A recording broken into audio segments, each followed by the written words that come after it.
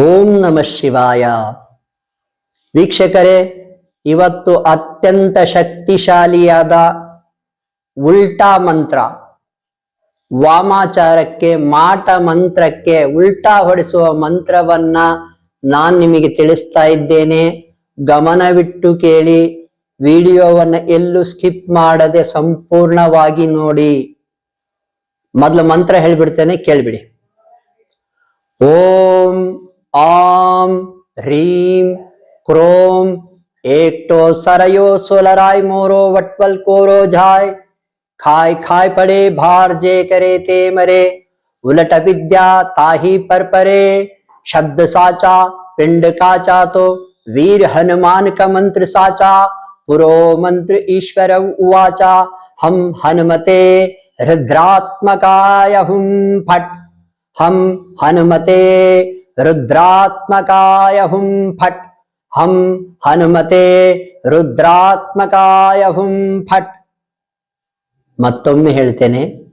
ಓಂ ಆಂ ಹ್ರೀಂ ಕ್ರೋಂ एक तो सरयो सोलराय मोरो वटवल कोरो जाय खाय खाय फड़े भार जे करे ते मरे उलट विद्या ताही पर परे शब्द साचा पिंड काचा तो वीर हनुमान का मंत्र साचा पुरो मंत्र ईश्वर उवाचा हम हनुमते रुद्रात्मकाय हुम फट हम हनुमते रुद्रात्मकाय हुम फट हम हनुमते रुद्रात्मकाय हुम फट.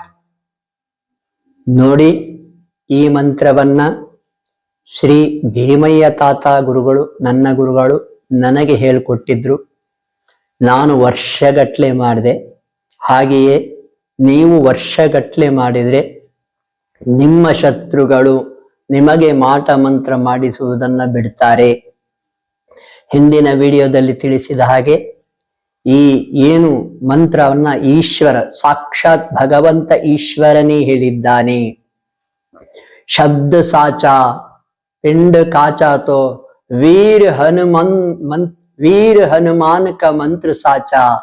ನೋಡಿ, ಏನು ಈ ಒಂದು ಶಬ್ದ ಸತ್ಯವಾಗಿದೆ, ಈ ಮಂತ್ರ ಸತ್ಯವಾಗಿದೆ. ಈ ವೀರ ಹನುಮಂತನ ಮಂತ್ರ ಶಕ್ತಿಯನ್ನ ಸಾಕ್ಷಾತ್ ಈಶ್ವರನೇ ಹೇಳಿದ್ದಾನೆ.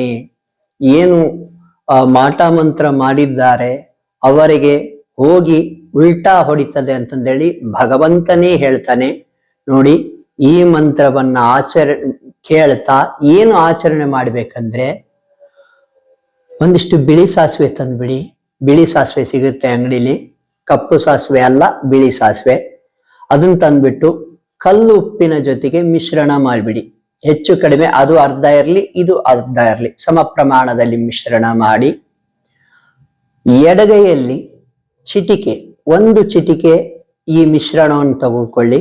ಬಿಳಿ ಸಾಸಿವೆ ಮತ್ತು ಕಲ್ಲುಪ್ಪಿಂದು ಮಿಶ್ರಣ ತಗೊಂಡ್ಬಿಟ್ಟು ನೀವು 3 ಸಲ ನಿಮಗೆ ದೃಷ್ಟಿಯನ್ನು ತಕೊಂಡ್ಬಿಟ್ಟು ಈ ಮಂತ್ರವನ್ನು ಹೇಳ್ತಾ ಅಥವಾ ಕೇಳ್ತಾ ನೀವು ಹಂ ಹನುಮತೆ ರುದ್ರಾತ್ಮಕಾಯ ಹುಂ ಫಟ್ ಎಂದು ಹೇಳುವಾಗ ಈ ಏನ್ ಬಿಳಿ ಸಾಸಿವೆ ಮತ್ತು ಏನ್ ಕಲ್ಲುಪ್ಪಿನ ಮಿಶ್ರಣವನ್ನು ಚಿಟಿಕೆಯಲ್ಲಿ ಹಿಡ್ಕೊಂಡಿದ್ರಲ್ಲ, ಅದು 3 ಸಲ ದೃಷ್ಟಿ ತೆಗೆದ್ಬಿಟ್ಟು ಬೆಂಕಿಗೆ ಹಾಕತಕ್ಕದ್ದು. ಬೆಂಕಿ ಇಲ್ಲಪ್ಪ ಮನೆಯಲ್ಲಿ ಅಂದ್ರೆ ಆ ಗ್ಯಾಸ್ ಮೇಲೆ ಒಂದು ಹಂಚಿಟ್ಟು ಕಾಯಿಸ್ಬಿಟ್ಟು ಅದಕ್ಕೆ ಹಾಕಬಹುದು.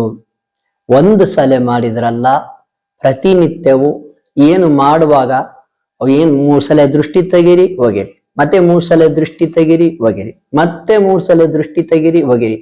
ಹೀಗೆ ಪ್ರತಿಯೊಂದು ಸಲ ಒಂದು ಚಿಟಿಕೆ ತಗೊಳೋದು, ದೃಷ್ಟಿ ತೆಗೆಯೋದು, ಒಗೆಯೋದು, ಹೀಗೆ ಮಾಡ್ತಾ ಒಂದ್ ದಿನಕ್ಕೆ ಒಂದು 5-6 ಸಾರಿ ಆದ್ರು, ಅಂದ್ರೆ ಮಾಡುವಾಗ್ಲೇನೆ 5-6 ಸಾರಿ ಆದ್ರೂ ಮಾಡಿಬಿಡಿ. ಅದರಲ್ಲೂ ವಿಶೇಷವಾಗಿ ಅಮಾವಾಸ್ಯೆ ಮತ್ತು ಹುಣ್ಣಿಮೆಗಳಲ್ಲಿ ಯಾರಿಗ ಮಾಟ ಮಂತ್ರ ಬಹಳ ಆಗಿದೆ, ಈ ಮಂತ್ರವನ್ನ ಹೇಳ್ತಾ ಅಥವಾ ಕೇಳ್ತಾ, ಮತ್ತೆ ಆ ಮಂತ್ರವನ್ನು ನೀವೇ ಕೇಳ್ಕೊಳ್ಳಿ. ನಾನು ಡಿಸ್ಕ್ರಿಪ್ಷನ್ ಬಾಕ್ಸ್ ಅಲ್ಲಿ ನಾನು ಈ ಮಂತ್ರವನ್ನು ಕೊಡುವುದಿಲ್ಲ.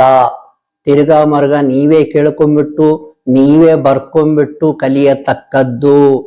ನಿಮಗೆ ಈ ಮಂತ್ರ ಫುಲ್ ಹೇಳಕ್ ಆಗಲ್ಲಪ್ಪ ಅಂದ್ರೆ ಓನ್ಲಿ ಹಂ ಹನುಮತೆ रुद्रात्मकाय हुम फट ಹಂ ಹನುಮತೆ ರುದ್ರಾತ್ಮಕಾಯ ಹುಂ ಫಟ್, ಹಂ ಹನುಮತೆ ರುದ್ರಾತ್ಮಕಾಯ ಹುಂ ಫಟ್.